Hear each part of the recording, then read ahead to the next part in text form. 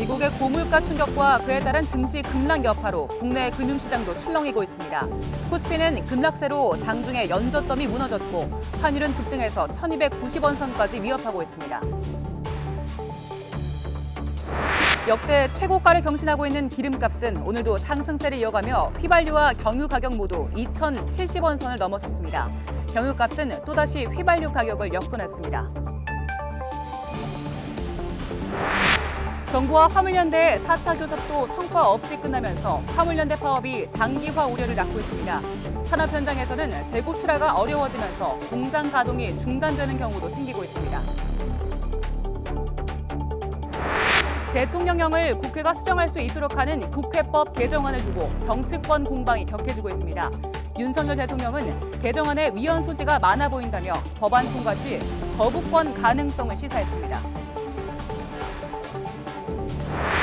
산업부 블랙리스트 의혹을 수사하는 검찰이 백운규 전 산업통상자원부 장관에 대해 구속영장을 청구했습니다. 백 전 장관 구속 여부가 지난 정부 청와대 윗선으로 수사를 확대할지 결정할 분수령이 될 걸로 보입니다. 박진 외교부 장관은 북핵 문제와 관련해 중요한 것은 도발에 단호하게 대응하는 것이라고 강조했습니다. 웨이펑허 중국 국방부장은 중국도 북한의 핵실험 피해자라면서도 대북 제재에는 반대한다는 입장을 다시 한번 밝혔습니다. 네, 정치권 이슈 짚어보겠습니다. 더 뉴스 2부 시작합니다. 2년 뒤에 총선을 앞두고 여야의 차기 당권 싸움이 본격화되면서 당내 계파 갈등 문제가 전국의 핵으로 떠오르고 있습니다. 윤석열 대통령 취임 한 달 평가 속에 김건희 여사의 공개 행보도 요즘 많이 카메라에 잡히고 있습니다. 오늘은 봉화마을을 찾았고요. 여론에 나타난 민심은 어떤지 김영준 명지대 교수님 그리고 배종찬 인사이트K 연구소장과 함께 짚어보겠습니다. 어서 오십시오. 안녕하세요. 안녕하십니까? 안녕하세요. 안녕하세요.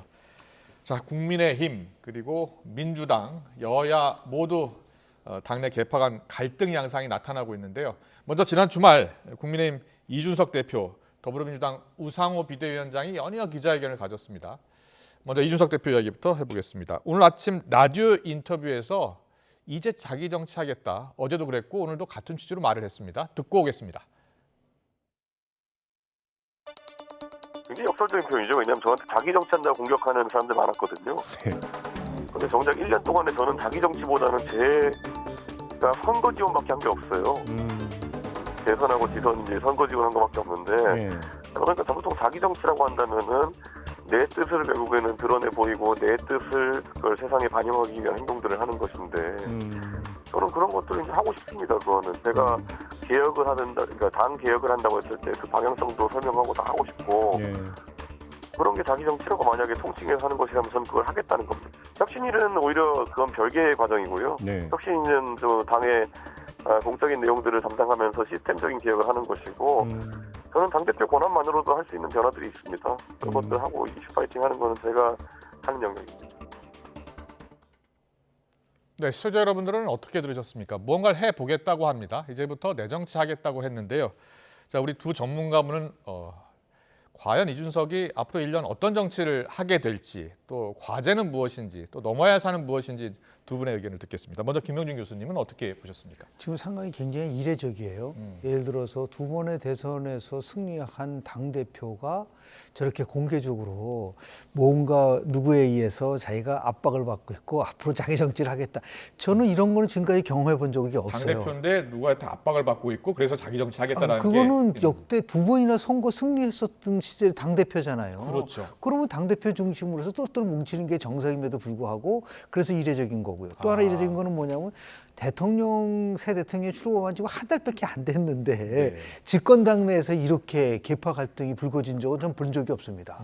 2017년 문재인 대통령이 되자마자 뭐 일사불란하게 대통령 중심으로 해서 당시의 당대표가 추미애 대표였었는데요. 그렇군요. 잡음이 거의 없었거든요. 왜냐하면 그 당시에는 국정농단 포함해 지금도 너무너무 지금 경제가 어려운 상황이거든요. 지금 당내에서의 주도권 다툼을 할 때가 아니에요. 그럼에도 불구하고 이렇게 이례적인 상황이 나타난 것에 대해서는 뭔가 한국 정치의 기본적인 문법에서는 굉장히 이탈을 하고 있다. 그거를 이제 본인은 이준석 대표는 한번 바꿔보고 싶다는 마음이 있는 것인데 반해서 또 하나 이제 이 대표가 주목해야 될 부분은 뭐냐면 그러면 그동안 1년 동안 자기는 선거 지원만 했다고 하는데 네. 그 자체가 정말 그랬나요? 자기 정치 한 적이 있거든요. 예, 예. 그런데 제가 항상 얘기하지만 정치는 머리로 하는 게 아니라 가슴으로 하고 혼자 하는 게 아니라 함께 해야 되는데 이 두 부분이 굉장히 부족했다. 그 또 부분 또 지적하고 싶은 거는 혁신을 얘기하면서 바로 공천을 들고 나왔어요. 네. 이게 제가 패착입니다. 아. 그러니까 물론 공천 개혁 해야 되지만 네. 다른 여러 가지가 많거든요. 어떻게 하면은 정책 정당으로 만들고 민생을 챙기고 그렇죠. 이런 과정 속에서 공천을 얘기를 해야 되는데 딱 공천 얘기를 하니까 결국은 2024년도에 공천권을 장악하기 위한 거 아니냐라고 하는 그런 오해를 받기 좋은 그런 의미에서 보면 조금 더 인내도 하고 조금 더 축적 성숙의 시간을 좀 우리 이 대표가 가져야 되지 않을까 생각을 좀 합니다. 그렇군요. 자, 그렇다면 이준석 대표가 두 번이나 큰 선거에서 네네. 이기고도 저런 기자회견을 여는 이유가 있을 것 같아요. 왜 저런 기자회견을 열었다고 보세요? 저는 가장 큰 이유가 그 대선 과정 속에서 이준석 대표와 윤석열 후보 간에 보이지 않는 굉장히 앙금이 있는 것 같아요. 지금도 있다. 저는 지금도 남아있다고 봅니다. 예. 왜냐하면 그 당시만 해도 당대표가 잠적한 적이 있나요? 대한민국 그 정당사에서? 두 번이나 그런 것이 이제 윤석열 대통령 입장에서 봤을 때는 자기를 인정하지 않고 자기를 흔드는 거라고 생각할 수 있는 가능성이 굉장히 높죠. 그렇군요. 이 부분이 예. 해소되지 않은 상태가 되다 보니까 윤핵관을 통해서 여하튼 간에 이준석 당대표와 여하튼 간에 나름대로 주도권 싸움으로 가게 될 수밖에 없는 그런 게 만들어지지 않은가라고 조심스럽게 추론해 봅니다. 그렇군요. 알겠습니다. 배종철 소장님, 지금 국민의힘 내에 최대 계파는 친윤석열계라고 볼 수 있잖아요. 그렇죠. 네. 그런데 그 친윤석열계가 모임을 만든다고 그랬잖아요. 민들레 모임. 여기에 이준석 대표가 강하게 반발했잖아요. 사적 모임 안 된다라고 했고 일단은 지금 소강 상태입니다. 지금 당내 갈등 양상, 주도권 싸움이 어떻게 지금 이루어지고 있는 겁니까? 그 이준석 대표의 행보를 보면 앞서 이제 김영준 교수님도 잘 말씀해 주셨지만 결국은 비윤이죠. 네. 자기의 길을 가겠다. 이준석 계를 세력화하겠다. 이런 또 포부라고 볼 수가 있는 것이죠. 그러니까 이게 충돌이 될 수밖에 없는 것입니다. 예. 그러니까 윤석열 대통령의 또 방향, 본인의 방향이 다르다는 거예요. 그래서 선거에 충분히 기여를 했고 네. 또 최초의 30대 당대표가 돼서 혁신과 바람을 일으켰고 네. 그것을 결국 자기는 유지하겠다. 파격인 거죠. 전환인 거죠. 세력인 거죠. 그렇군요. 근데 이제 두 가지를 뛰어넘어야 되는데 그러면 계속 친윤과 충돌할 수밖에 없는 것이고 그렇겠네요. 또한 포괄적인 대중성이죠. 그러니까 2대남, 3대남이 아니라 벌써 2대녀, 3대녀하고도 충돌이 되고 있죠. 네. 또 40대, 50대하고도 충돌되는 지점이 있을 거예요. 그걸 어떻게 극복하느냐가 앞으로 이준석 대표에게는 가장 중요한 과제겠죠. 그렇군요. 자, 교수님, 그럼 이준석 대표가 앞으로 어떻게 정치를 해야 된다라고 보세요? 글쎄요, 지금 이제 원래는 내년 6월까지가 이제 당 대표를 맡을 수 있는 기간인데, 그렇죠. 임기가 내년 또 6월이죠. 27일 성상납 의혹과 관련된 윤리위의 결정도 어떻게 전개될지 참 궁금합니다. 그렇습니다. 근데 이걸 남아있습니다. 가지고 또 예. 굉장히 조금 전에 우리가 얘기했었던 이준석 대표와 윤핵관 사이에서 갈등이 분명히 또 이 부분을 가지고 한번 짚어볼 가능성이 커요. 그래서 조기 사퇴론이 나올 가능성도 있고요. 예. 이럴 경우에는 뭐 걷잡을 수 없이 되는데 문제는 뭐냐면 조금 전에 우리 배 소장이 말씀하신 것처럼 이준석 계를 만든다고 자기가 그것이 자기 정치의 핵심이라고 한다면 그건 저는 잘못된 길을 간다고 봅니다. 잘못된 길을 가는 것이다. 네, 왜냐하면 지금은 5년 만에 정권이 교체됐고 더 나아가서 앞으로 총선까지는요 충분한 시간이 있습니다. 한 2년 정도 남아 있거든요. 그러니까 지금은 첫째도 경제, 둘째도 경제, 셋째도 경제하면서 지금 보십시오. 모든 뉴스는 인플레이션 공포서부터 시작해서 경제, 환율 문제, 고물가 문제 이런데 여기서 당권 다툼에 대한 빌미를 제공하는 것은 이건 자해에 가까운 거라고 볼 수가 있거든요. 그렇군요. 그러면서 봤을 때 예. 여기서 정말 중요한 거는 이준석 대표가 함께 같이 갈 수 있는 개혁이어야 된다. 그러니까 자기 색깔을 강화시키겠다라고 얘기를 한 것 자체가 저는 패착이라고 봐요. 네. 자기 색깔을 강화하는 것이 아니라 집권당으로 바뀐 이 상황 속에서 어떻게 하든 간에 윤석열 정부가 소프트 랜딩 할 수 있는 거냐에 대해서 모든 거를 다 같이 함께 간다고 한다면 제가 볼 때는 어느 정도 갈등은 이렇게 해소될 수 있겠지만 자기 영역을 만들고 자기 색깔을 강화하고 이렇게 가져갈 경우에는 네. 끊임없는 갈등의 요지가 있을 수도 있다. 있다라는 말씀을 좀 드립니다. 그렇군요. 지금 자기 정치할 때가 아니고 그렇죠. 네, 개파 정치, 개파 만들 때도 아니다. 지금 민생 그리고 또 경제를 위해서 매진할 때다라는 말씀 해주셨는데 최근에 워낙 이 갈등이 불거지다 보니까 여론조사도 나왔어요. 네. 네, 어제 나온 SBS 여론조사인데요. 이준석 대표와 윤핵관 간의 갈등 누가 더 책임이 크냐. 자, 지금 정진석 의원과 정면 충돌을 했었잖아요. 일단은 이준석 책임 32, 윤핵관 책임 51% 이렇게 나왔고요. 또 하나 더 볼까요? 국민의힘 이끌어갈 차기 리더십 한번 보겠습니다. 네, 저렇게 나왔습니다. 현 지도부가 30.1에서 29.3, 그리고 대통령과 가까운 중진들 22.8에서 35.6 이렇게 나왔네요. 그리고 안철수 의원 등 신세력이 당을 이끌어야 한다. 28이 나왔습니다. 좀 눈에 띄는 게 대통령과 그렇죠. 가까운 중진들이 끌어야 한다라는 여론이 많이 높아졌네요. 그렇습니다. 그러니까 지금 이준석 체제에 대한 불만도 상당히 축적되어 있는 겁니다. 그렇게 농축되어 보시는군요. 있어요. 예, 그러니까 흥미로운 예. 것은 앞서 그래프를 한 번만 더 보여주시면 네.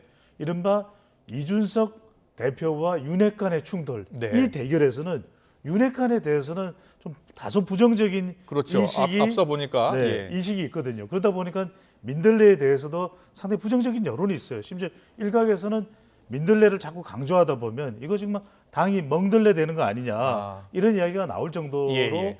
우려하는 목소리가 있습니다. 그러면 이준석 대 윤핵관의 충돌은 오히려 이준석 쪽에 좀 힘을 실어줍니다. 그렇네요. 그 이야기는 뭐냐면 일종의 이준석 대표가 이 상황에서는 약자 또는 예. 동정 여론을 받을 수 있는데 그다음 그래프를 보시면 이게 놀라운 거예요. 그러면 당을 누가 이끌 것이냐를 봐야 이준석 되면 체제에 대해서 보면, 만족을 예. 하느냐? 그렇지는 않습니다. 그렇네요. 국민의힘을 이끌어갈 차기 리더십을 보면 국민의힘 지지층에서는 오른쪽 그래프입니다. 두 개 그래프가 붙어 있는데 바로 오른쪽 더 짙은 색깔은 중진들이 35.6%, 네. 또 새로운 세력이 28%거든요. 그러니까 예. 이건 상당히 이준석 대표에 대한 불만, 또 다른 세력이 나와서 충돌 없이 더 효과적으로 윤석열 대통령과 조화롭게 당을 이끌어가기를 원한다는 목소리도 있는 거죠. 그러니까 네. 이준석 대표가 일단 24일 윤리위에 대한 고비는 넘더라도 과연 이준석 대표가 당의 다수의 지지층들의 의견을 모아서 잘 운영하고 있느냐, 이 부분에 대해서는 상당히 무거운 짐을 짊어갈 수도 있는 것이죠. 네, 김영준 교수님도 여론조사 전문가시니까 지금 보면 국민의힘 지지층은 오히려 윤핵관이 좀 이끌어야 한다 이렇게 보고 있는 것 같아요. 근데 지금 국민의힘을 가지고서 평가할 수 있는 그러한 시점은 아니에요. 자, 그럼 그래픽 한번 더 오히려 보여주실래요? 그래픽 한번 다시 보여주시죠. 저는 굉장히 관심 있는 거는 맨 네. 마지막 그래프입니다. 어떤 점을 주목해야 왜냐하면 됩니까? 안철수 의원도 신세력이 가장 높게 나오잖아요. 그렇네요. 그리고 저 국민의힘을 다 국민의힘을 포함한 다 전체 포함해서 여론은 여론에서는 31.2. 31점이라는 건 국민 전체를 얘기하는 거거든요. 그러니까 결국은 현 지도부나 대통령 가까운 중진들은 모두 다 아니다라고 하는 건 아니지만 새로운 세력으로 정당을 좀 개편해야 되겠다는 게 저는 내재돼 있다는 게 더 굉장히 중요한 겁니다. 그렇게 왜냐하면 봐야 되는군요. 안철수 의원은 예. 지금 전혀 행보를 하고 있지를 않고 있거든요. 네네. 이게 결국은 대표하고 윤핵관한테 주는 경고예요. 네. 저는 이게 만약에 다다음 달로 선거를 하면은 저 비율이 점점 높아질 거라고 봅니다. 신세력과 관련된 게 이게 이제 최재형 혁신위가 이준석 체제 속에서 비록 출범했지만 정말 새로움을 갖다 줄 수 있는 거로 재편될 수밖에 없다는 것을 암시하고 있는 게 아닌가 생각을 좀 하고 있습니다. 그래서 그렇군요. 예. 윤핵관이 국민의힘의 지지에만 매몰돼서 우리가 제일 높다. 그거를 끌고 간다고 한다면 그거는 국민통합이나 더 나아가서 정부가 안정에 있어서 결코 도움을 줄 수는 없다라는 것을 주는 함축하고 있는 여론조사 결과가 아닌가 생각을 합니다. 네, 저 여론조사 결과를 다시 한번 설명드리겠습니다. 이 분홍색 30.1, 22.8, 31.2는 국민 전체를 상대로 한 여론조사였고요. 그리고 붉은색은 국민의힘 지지층만을 상대로 한 여론조사였습니다. 국민의힘 지지층에서는 확실히 대통령과 가까운 중진들 이렇게 표현했습니다만 윤핵관이 국민의힘을 이끌어가야 한다라는 생각이 많았고요. 하지만 일반 국민들은 31.2% 안철수 의원 등 새로운 세력, 신세력이 이끌었으면 좋겠다는 의견이 많았습니다. 여기에 대해서 두 분의 평가를 들어봤습니다. 계속해서 민주당 이야기 더 해보겠습니다. 자, 우상호 비대위원장이 오늘 첫 공식 회의를 열었고요. 어제는 이제 기자회견을 열어서 개파 간 갈등 이제 끝내야 한다라고 강조를 했는데 먼저 오늘 회의 내용을 잠깐 보고 가겠습니다. 최연소 비대위원으로 합류한 1986년생 선한희 전북도의원이 주목을 받았는데 자, 어떤 이야기를 했는지 듣고 오겠습니다. 우리 민주당은 돈 있고 힘 있는 사람이나 기득권이 아니라 생활을 고민하는 우리 곁에 평범한 사람을 대변해 왔다는 민주당의 역사적 정체성을 잊지 않아야 합니다. 민주당이 가장 잘해왔던 민주당만의 자산이 있습니다. 우리는 각자의 차이를 인정하며 치열하게 토론해 민주당이라는 이름으로 함께 가야 할 방향을 정하고 그것을 가치와 비전으로 제시하며 대한민국을 이끌었던 정당입니다. 다양한 의견이 경쟁하고 공존하는 것은 민주당의 가장 큰 힘이자 자산이었습니다. 그러나 지금 민주당은 그 자산을 살리지 못하고 있습니다. 감정적인 비난이 횡행하고 내 의견만이 정답이라고 주장하면서 어떻게 통합을 이루고 혁신을 만들 수 있겠습니까? 우리의 민주적 전통, 민주적 역동성을 회복해야 합니다. 네, 서위원의 일성, 다양한 의견이 경쟁하고 공존했던 것이 민주당의 전통이었는데 그 큰 힘이 지금 자산이었는데 나타나지 않고 있다, 살리지 못하고 있다 이렇게 비판을 했습니다. 선한희 비대위원은 30대의 나이고요. 여성 호남 출신입니다. 딱 그 박지원 전 공동 비대위원장이 생각이 나기도 합니다. 네. 어떤 차이점이 있고 어떤 공통점이 있다고 보세요? 일단은 또 아까 국민의힘이 이례적인데 저는 민주당도 참 이례적이라고 봅니다. 네. 두 번의 선거에서 패배했는데 선거 책임을 진 사람이 또 비대위원장을 맡아요. 우상호 비대위원장. 아니, 그러니까 저는 그렇습니다. 아주 예. 냉정하게 얘기하면 총괄 선대본부장을 맡았던 분이 비대위원장 맡고, 그리고 더 뭐냐면 2개월짜리 비대위를 구성한다는 것 자체가 저는 경악을 금치 못했어요. 아, 이게 지금 8월이라는 전당대회에 얽매여가지고 2달 만에 하는데 지금 우리 선한이라는 분이 얘기하신 이 부분 속에서 굉장히 공감되지 않는 부분이 있어요. 어떤 뭐냐면 점입니까? 예. 민주당이 그동안 경쟁과 공존을 통해서 이런 전통을 갖고 있었다. 이걸 누가 망쳤죠? 문재인 정부 때 망친 겁니다. 한쪽으로 쏠림 현상이 나오고 청와대 지시만 바라보고 오로지 국민보다는 팬덤 정치에 매몰되다 보니까 정권을 뺏긴 거 아닌가요? 그것도 5년 만에. 예. 이런 상황 속에서 더 아직 적나라하게 표현했었어야 되는데 박지원 20대 비상대책위원장도 실은 처음에 등장했을 때 팬덤 정치를 대중정당으로 만들자고 했을 때 엄청난 비판을 했지 않습니까? 그렇습니다. 저는 그래서 예. 기대하지 않는다는 게 2개월짜리 비대위가 무슨 혁신을 하고 무슨 민주당의 역동성을 만들어갈 수 있겠어요.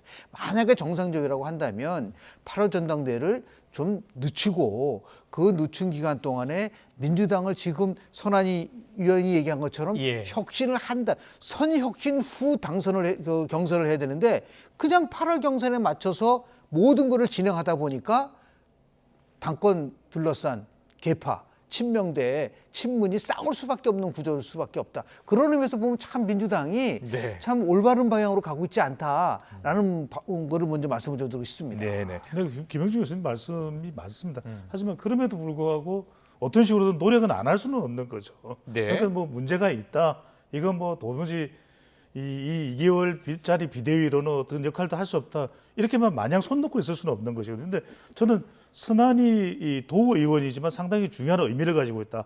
30대의 또 여성이고 호남이거든요. 예. 그걸 의미하는 것은 바로 여기에 이제 민주당의 숙제가 담겨 있는 거죠. 단 2개월이라도 뭔가 그래도 최대한 노력을 또 경주해야 되는 거 아니겠습니까? 예, 예. 그렇다면 중요한 것은 박지원 전 비대위원장은 아주 중책이 맡겨졌었던 것이죠. 그러니까 지방선거를 앞두고 공동 비대위원장 역할을 하기는 참 쉬운 일이 아닙니다. 그리고 그 당시만 하더라도 민주당이 그것을 받아들일 만한 그런 또 환경도 안 되고 지금도 그렇다고 되는 건 아닙니다. 네. 근데 그럼에도 불구하고 저는 이게 좋은 것이 그래도 본인이 하고 싶은 이야기를 하고 있고 이것을 담아낼 수가 조금이라도 있다면 지금 어차피 전당대회를 미룰 수는 없을 거예요. 예. 그러면 호남이 됐든 또는 다양성을 강조하는 발언이 됐든 또 여성 표심이 됐든 이 부분을 제한된 시간과 내용 범위 내에서 담아내고 이것이라도 좀 더 강조된다면 그것이 전당대회를 준비하는 데 도움이 되겠죠. 알겠습니다. 김현주 교수님은 상당히 양당이 이례적인 모습을 보이고 있다라고 이야기하셨는데, 자 우상호 비대위원장이 이제 차기 당 대표가 선출될 때까지 당을 만든 거 아닙니까? 네네. 근데 그럼 어떻게 운영이 됐어야 한다고 보세요? 저는 굉장히 좀 정직해야 된다고 봐요. 지금 이제 배 소장님 말씀하신 부분에 공감은 하고 있지만 예. 정말 다시 한번 살아남으려면 제가 한번 통계를 하나 말씀을 드릴게요. 네. 2018년도 당시에 더불어민주당이 지방선거에서 압승을 했습니다. 그때 한국갤럽이 바로 사후 조사를 했는데 예, 예. 민주당 지지가 56%였어요. 그랬군요. 정당 사상 그렇게 많이 나온 적이 없었어요. 패배한 자유한국당의 지지가 겨우 14%였고 문재인 대통령 국정운영 지도가 79%였습니다. 그런데 왜 4년 만에 정권을 뺏겼냐는 겁니다. 예. 핵심이라고 한다면 저는 지금도 이 상황 속에서 나름대로 적지만 잘 싸웠다라는 그것이 내재돼 있다고 보기 때문에 저렇게 안이하게 2개월 비대위를 만든 게 아니냐라고 생각이 좀 들어요. 그럼 여기에 일차적인 책임이 누가 있느냐? 냉정하게 얘기하면 이재명 의원이 자기의 입장을 명확하게 얘기를 해야 된다. 당을 살리기 위해서라면 지금 같은 상태에서 8월 전당대회가 되면은 결국은 당은 개파 갈등으로 갈 수밖에 없는 부분이 있기 때문에 예. 본인이 출마를 안 한다든지 아니면 비대위를 좀 늦춰가지고 혁신을 간다든지 이렇게 나름대로 방향성을 제시해주지 않은 상태에서 네. 그냥 침묵으로 일관하면서 우상호 비대위원을 통해서 위원장을 통해서 문제를 해결하려고 한다면은 그거는 제가 볼 때는 정답이 아니다. 그럼 결국은 키는 이재명 의원이 결단을 내려야 한다. 그렇습니다. 이런 저는 그렇게 말씀을 하시는 것 해야지만이 같은데. 민주당이 살 수도 있고 죽을 수도 있다라는 말씀 좀 드립니다. 그렇군요. 근데 여의도 전체 의견을 들어보면 대부분의 전문가들이 출마할 것이고 당대표가 될 것이다 이렇게 보던데요. 그렇죠. 그렇지 않습니까? 그렇습니다. 그럴 수밖에 없는 이유가 어떤 대안이 있느냐.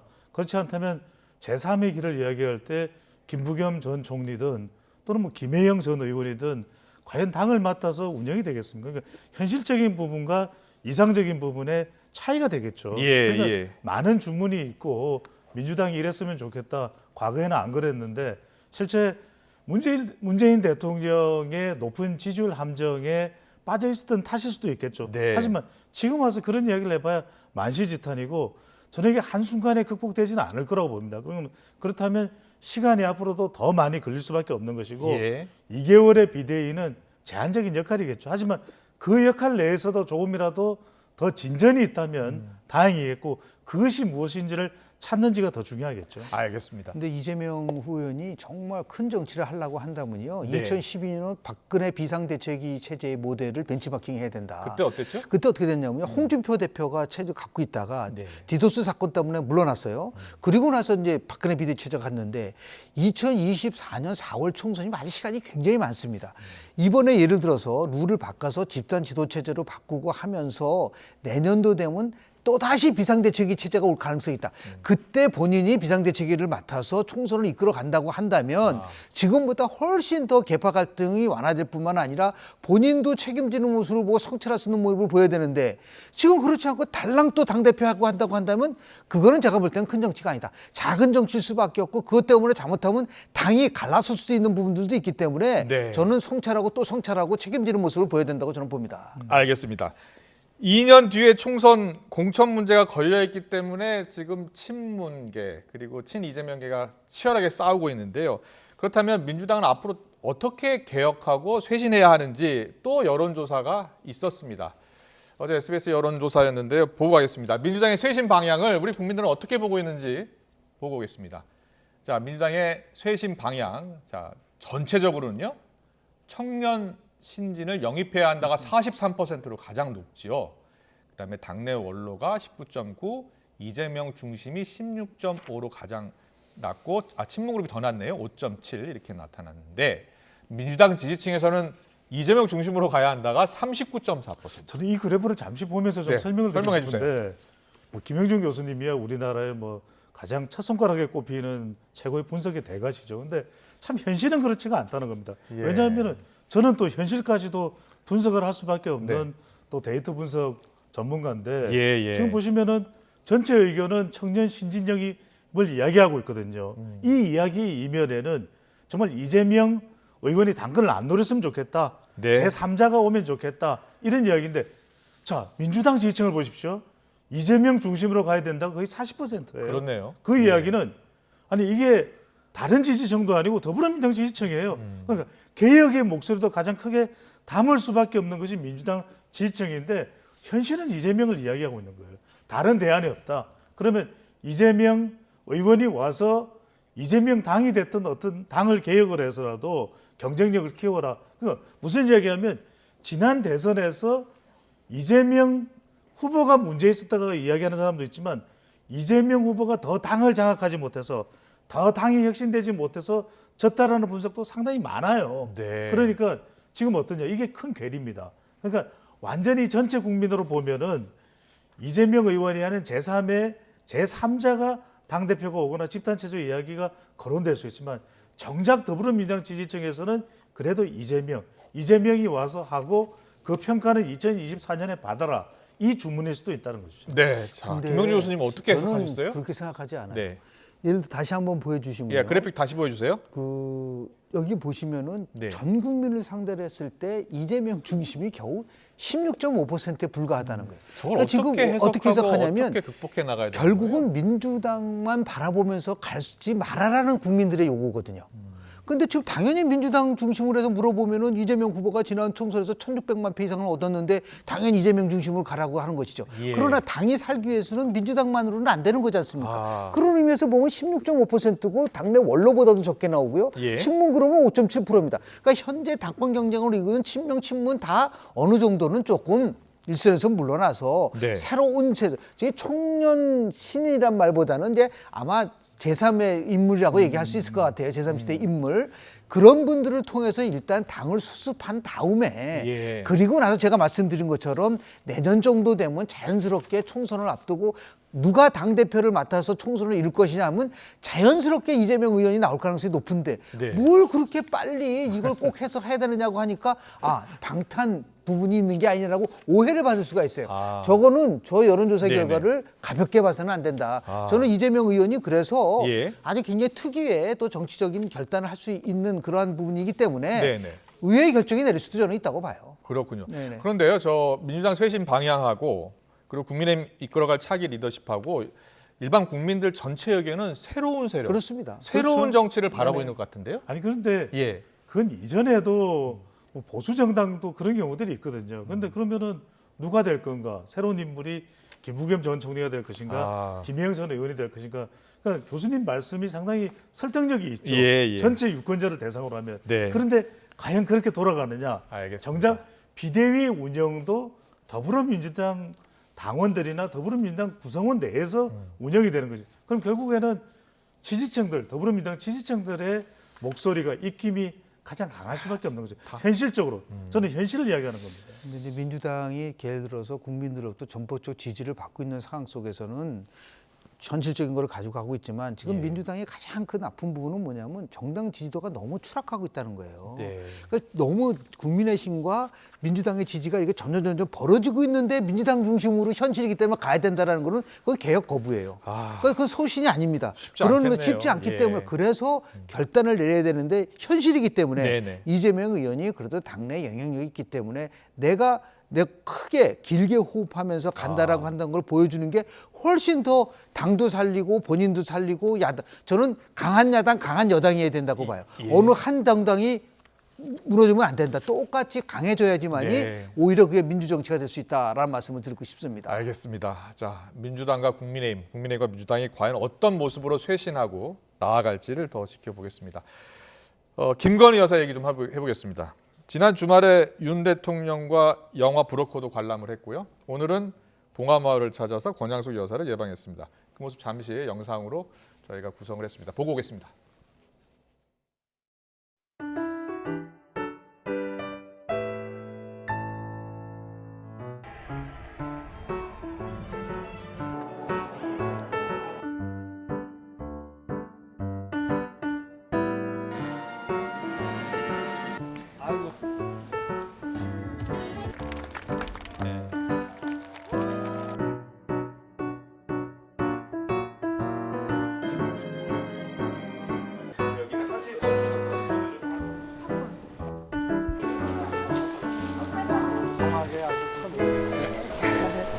진짜 팬인데 너무 반갑습니다. 이거 본방사수 했습니다. 하도 재밌어가지고. 대표적인 장면.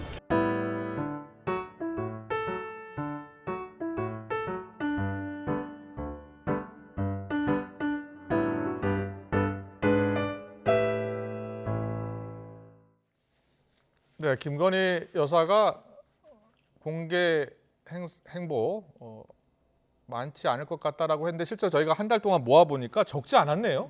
예, 적지 않았습니다. 언론에 많이 노출이 됐습니다. 자, 먼저 김건희 여사 한 달 행보를 어떻게 보셨어요?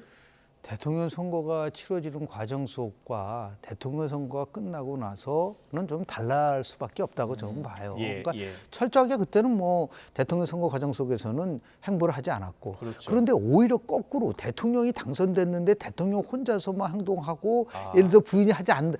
그건 좀 이상하지 않나요? 근데 그런 면에서 봤을 때 다만 이제 영역을 어떻게 잡을 거냐, 이제 봉사활동을 한다든지 아니면 내조에 전념한다고 했으니까 내조를 국민들이 바라볼 수 있는 수준으로 갈 수 있다는 것은 얼마든지 저는 뭐 이건 허용의 문제가 아니라 의지의 문제라고 봐요. 아, 본인이 판단해서 내가 어떻든 간에 좋은 방향으로 내조를 하겠다는 그런 의미에서 오늘 봉화마을 방문 같은 경우도 그건 좋은 내조라고 저는 봐요. 그런 거를 해서는 안 된다. 무조건 그냥 집에만 있어야 된다라고 얘기하는 것에 대해서는 글쎄요. 국민들이 바라는 거는 좀 나름대로 행보를 하면서 국민들과 소통하는 걸 원하고 있는 거 아닐까요?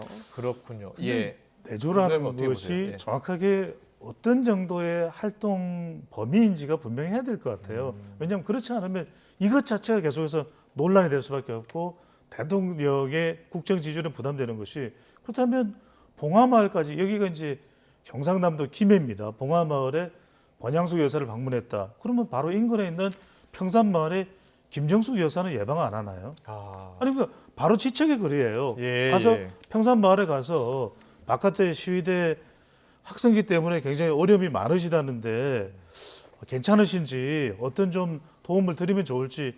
이건 내조 아닙니까? 거기까지 행보는 본격 행보네요. 이게 어떻게 해석하기에 따라서 그러면은 그 권양숙 여사를 방문한 것은 노무현 전 대통령 추모 일이 얼마 전이었기 때문에 방문을 한 것이냐. 그 다음에 결과적으로 세 가지로 나눌 수 있는 것이 저는 이 팬덤도 있거든요. 김건희 여사는. 그리고 또 하나는 이제 논란도 있습니다.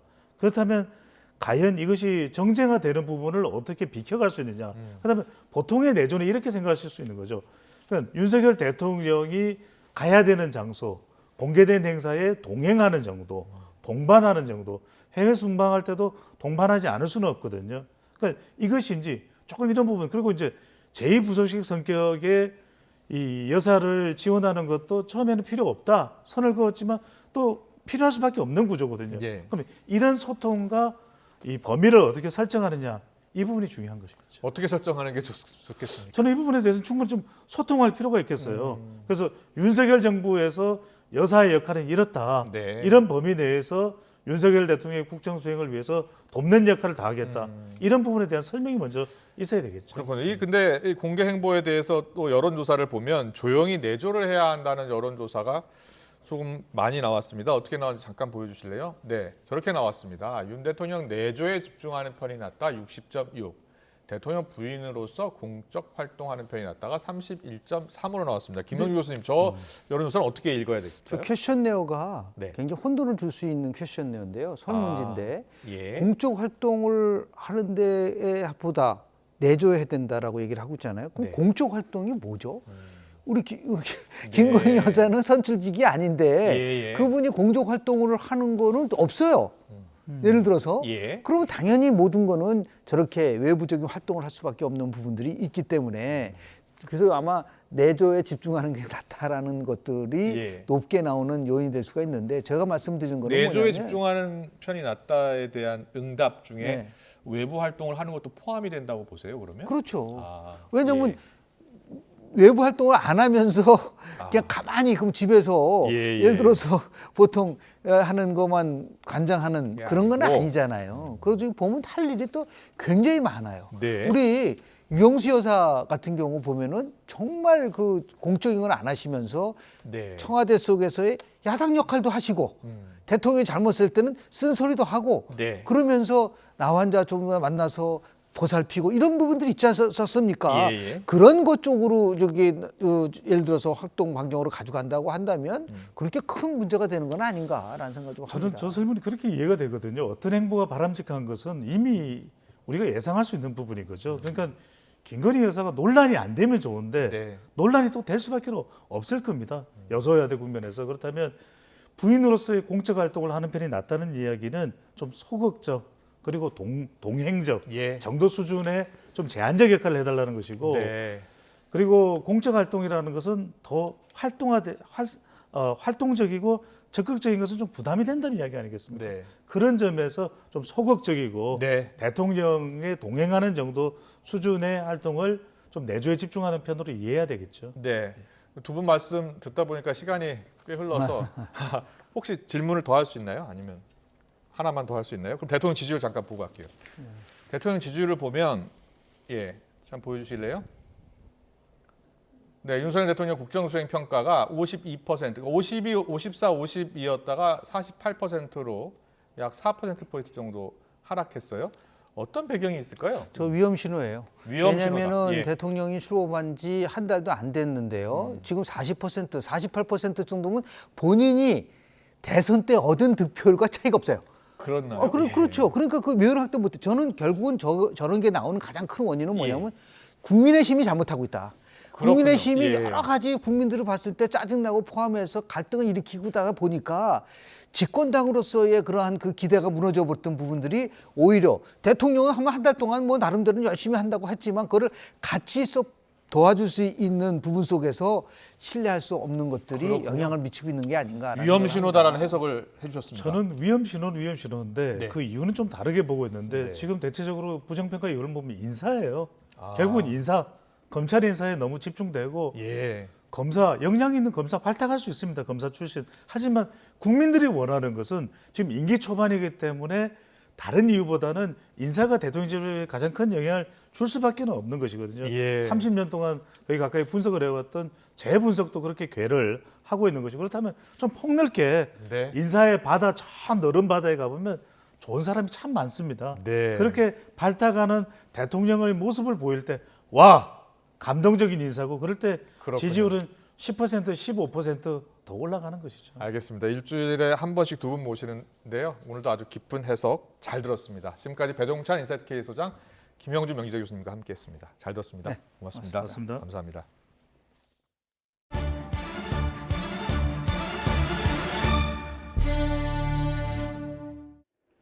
봉급 빼고 다 올랐다는 고물가 시대, 엎친 데 덮친 격으로 가뭄까지 겹치면서 채소값도 치솟고 있습니다. 특히 겨울부터 이어진 가뭄으로 공업용수 확보에도 비상이 걸렸습니다. 자칫 공장 가동이 멈출 수 있다는 우려도 나옵니다. 보도에 김상우 기자입니다. 경제 관련 장관들은 요즘 툭하면 마트 등으로 달려가서 카메라 앞에 섭니다. 요새 수박 비싸가지고 이거 제가 사고 싶어도 가격 올릴까봐 못 사겠네. 오늘 좀 싼 거 사야 돼. 수박은 도매가 기준 1년 전에 비해 6,000원쯤 올랐습니다. 다른 장바구니 물가는 어떨까? 최근 전국에 비가 내렸지만 충청도를 비롯해서 일부 지역에선 가뭄이 완전히 해갈되지 않은 상황. 이로 인해 밭작물 등 채소값이 크게 올랐습니다. 1년 전 값에 비해 무는 56%, 풋고추는 36%, 마루는 63% 올랐고 쪽파 86%, 깻잎 28%, 감자 55% 등 대부분 급등했습니다. 최근 한 달간 전국 평균 누적 강수량은 평년의 6%쯤, 밭작물 가격을 들썩이게 하는 가뭄이 어느 정도 심각한지 몇몇 지역을 살펴봤습니다. 충북 증평의 한 저수지는 바닥이 드러났습니다. 쭉쭉 갈라진 강바닥 안을 들춰봐도 바짝 말랐습니다. 가뭄이 오래됐기 때문입니다. 강원도 사정도 거의 비슷합니다. 인제와 춘천을 흐르는 소양강의 상류는 실개천으로 변했습니다. 비닐하우스에 댈 물이 부족해서 채소가 말라 비틀어졌습니다. 처음이야. 이 나이 내가 지금 85인데 이 나이 먹도록 이렇게 가무는 건 처음이고 하여간 강수량도 뭐 이거 뭐 지금 겨울서부터 눈서부터 안 오는 거야. 겨울부터 이어진 가뭄의 장기화는 공장 가동에도 큰 영향을 주고 있습니다. 국내 3대 석유화학단지의 한 곳인 충남 대산공단은 용수 확보에 비상이 걸렸습니다. 용수를 공급하는 인근 대호호 저수율이 30% 선까지 떨어져 현대오일뱅크와 롯데케미칼, LG화학 공장 등은 특단의 대책을 강구 중입니다. 지난해 같은 기간 대비해서 저수율이 턱없이 좀 낮은 수준이고요. 이걸 위해서 다른 호수라든지 이런 데서 끌어올 수 있는지 여러 가지 방안을 모색하고 있는 중입니다. 보통 저수율이 20% 선으로 급감하면 농업용수 공급을 우선으로 하게 돼 있어 공업연수의 공급이 중단될 경우 공장 가동에 심각한 차질이 우려됩니다. YTN 김상호입니다. 선진국의 전유물이던 우주 사업에 국내 기업들이 6G 통신과 달 탐사를 위해 뛰어들었습니다. 초대형 안테나는 물론 다중궤도 위성을 확보해서 439조 원 규모의 우주 시장에서 점유율을 높인다는 계획입니다. 이승윤 기자입니다. 지름이 27.4m에 달하는 초대형 위성 안테나. 지난 1970년부터 국내 최초로 해외 7개 나라에 위성 통신을 제공한 등록 문화재 436호입니다. 위성 통신 사업자 KT셋의 금산 위성센터는 이제 45개의 초대형 안테나와 위성 5기를 보유한 아시아 최대 위성센터로 성장했습니다. 세계의 60%를 커버하는 위성 통신망을 통해 고속위성 데이터와 방송, 해양 통신을 제공하고 위성 데이터에 인공지능을 접목한 스페이스 데이터 사업도 본격화했습니다. 500km 고도의 저궤도 위성부터 중궤도 위성, 정지 위성까지 모두 갖춘 다중궤도 위성 통신망을 구축해 2030년 전에 전 세계를 커버한다는 계획입니다. 5G까지는 지상망으로 충분했지만 125GB를 1초에 전송하는 6G에서는 위성 통신이 필수입니다. 6G의 시스템 구축 자체가 지상망과 위성망을 통째로 아우러서 그렇게 함께 시스템을 구축하지 않으면 6G에서 기대하는 통신 서비스를 만들 수 없다. SK 브로드밴드는 해외 방송을 위성으로 받아 IPTV 서비스로 활용하기 위해 2017년 여주 위성센터를 열었습니다. 지름 11m급 안테나 1기, 6.4m급은 4기를 갖췄는데 100만 킬로미터 이상 먼 거리에 심우주 탐사 역할도 맡고 있습니다. 지름 35m급 반사판을 장착해 오는 8월 발사하는 달 탐사선 관련 지상 장비와 한국형 달 궤도선 심우주 통신을 담당합니다. 세계 우주산업 시장 규모는 439조 원에 달하지만 국내 시장 규모는 3.5조 원에 불과합니다. 앞으로 10년간 2배의 고속 성장이 예상되는 만큼 지금부터 철저한 준비가 절실합니다. YTN 이승윤입니다.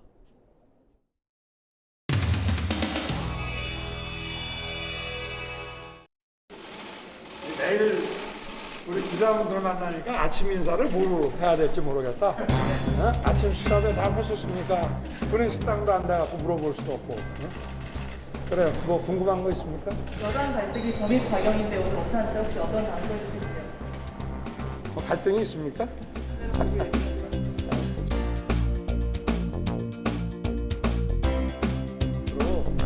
대통령은 국가의 대통령이지 무슨 당의 수장도 아니고 당 문제는 지켜보는 것이 맞는 것 같습니다. 인증자라고 장관 아이고 이거 뭐 저 오랜만에 친정 식구들 만나는 거네. 아니 거기 어디 우크라이나는 뭐 좀 숙식할 만한 뭐 이런 게 좀 안 돼 있습니까? 수도는 괜찮고 딴 데는 아직까지 좀 수도가 저기 키예프. 거기가 나도 가보진 않았지만 뭐 전쟁만 아니면 진짜 한번 가볼 만한 곳이라고 그러니까. 나도 가보면 좋잖아요. 오데사 이런 데가 되게 좋잖아. 오데사는 안 먹히고 다른 다 먹겠습니다. 근데 한국까지 이쪽이.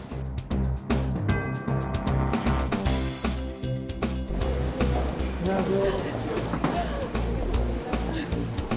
식사나 산책이나 여러 가지로 시민 소통 많이 하시는데 대통령으로서가 아니라 한 시민의 모습을 저도 좀 가져야 되지 않겠습니까?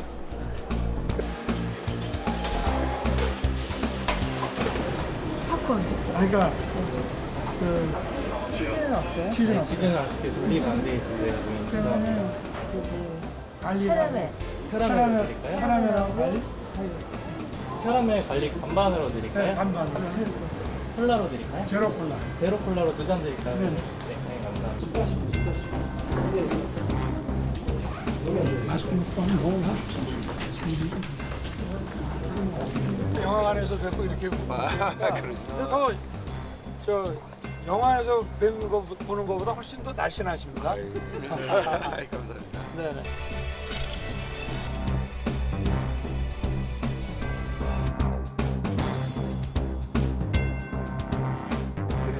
어제 그 영화 관람 일정과 좀 맞물려서 어제 그 일정에 좀 의구심을 갖는 국민들도 있을 것 같습니다. 좀 말씀을 좀 부탁드릴 수 있을까요? 의구심 가질 것까지는 없고 어제 방사포는 미사일에 준한 거라고 보여지지 않기 때문에 거기에 필요한 그 대응을 한 겁니다. 네. 어제 북한이 뭐 서해상에서 방사포 올해만 해도 11번째인데 근데 이 방사포는 9.19 위반 아닙니까?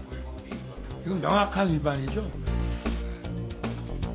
이런 그 안보 상황에 대해서 빈틈없이 좀 잘 챙겨주시고.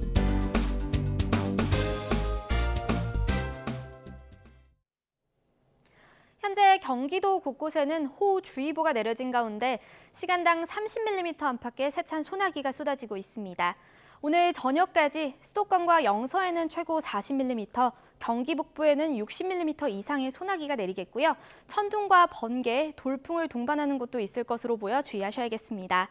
한편 기압골의 영향으로 제주도에 내리는 비는 밤사이 남부지방으로 확대하겠고 내일까지 5에서 40mm의 비가 예상됩니다. 강원 영동과 영남 지방은 모레까지 비가 길게 이어질 전망입니다. 내일 아침 기온은 오늘보다 2, 3도가량 낮겠습니다. 서울 18도, 대전 17도, 광주 18도가 예상됩니다. 내일 낮 기온은 오늘과 비슷하거나 조금 낮겠습니다. 서울 29도, 대전 25도, 대구 21도가 예상됩니다.